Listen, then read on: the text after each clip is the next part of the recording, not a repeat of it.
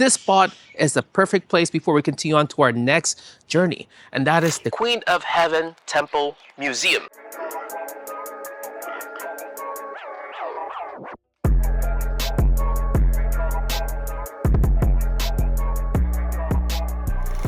Supposedly, this place is a place where most merchant or either fishermen go to before they set on their voyage so they can get back home safely and make a good deal or catch a bunch of fishes. But wait, this video is sponsored by me and my sons. One is Vivi and Fafa. If you would so graciously donate to us in the form of a subscriber, we could live another day and eat another day. And yeah, all you gotta do is just click on the subscribe button down below, and our stomach will be full of love and fulfillment. I think that's about it. On to the video. All right, so my first impression about this area, it is quite spacious, but not only that, there's a lot of new apartments being built all around. Over there, we can see a Tesla factory or either a repair center.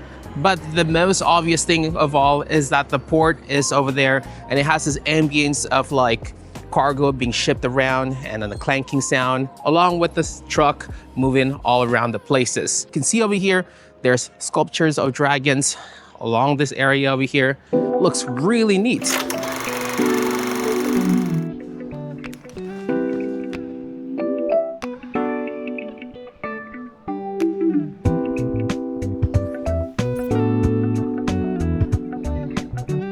All right, I'm not sure what this temple is all about, but we're gonna explore this together. But one thing that did catch my ear was the sound of streaming water, and it's behind this wall over here. Over here, usually there would be like frogs or turtle or some sort like that, but it looks like there's a bunch of koi fish. I think they're still quite young. They haven't like fully grown yet. But typically in temples like this, the koi fish are like this big, and they have like white ones, the expensive ones. But I'm guessing this pond is somewhat new, I guess. That's the reason why the koi fish are a bit small. But you know what? It ain't too bad. All right, so I thought this temple was gonna be pretty small. In and out 5 minutes and everything should be done. But it's actually bigger than I thought it'd be. Like there's an east wing, west wing, and also the main praying center. And even with all the construction noise in the back, the vibe of this place really helped me calm down. So this right here is the east side. I'm assuming this is the museum part of the whole temple. So we're gonna go check it out real quick.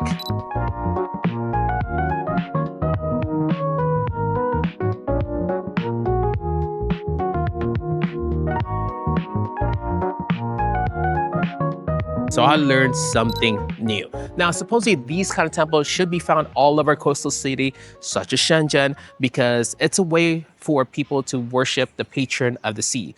Now, this particular temple, based on the history that I read, this girl had this magical power and she was supposed to be really knowledgeable about the ways of the sea, and people started to respect her and worship her before they set sail or either do something. And based from the picture that I saw earlier, it looks like they cooked a whole hog once a year and do a whole celebration with a lion dance, etc. like that, and a way for them to kind of worship the patron of the sea and to be safe along the voyages. And now we're gonna take a look on the other side of the temple.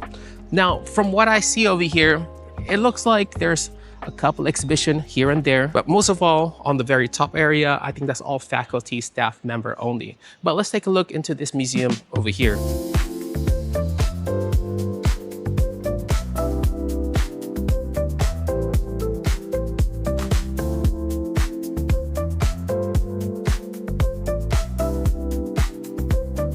From my understanding, it looks like either they throw the food into the sea and some incense paper, or either they share the food around with the people around the area. This way they can get like the whole blessing from the patron of the sea. From the looks of it, it doesn't look like it's from this particular place, but from another coastal temple area.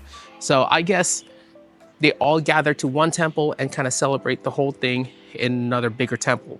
And supposedly this was the main temple back then because this was the biggest Tianho temple or the coastal temple in the Chiwan area. All right, so we're gonna head out to the main temple over there and see what's going on. I'm not gonna make any comments, just gonna dub over it because I'm just too shy to talk while everybody's praying.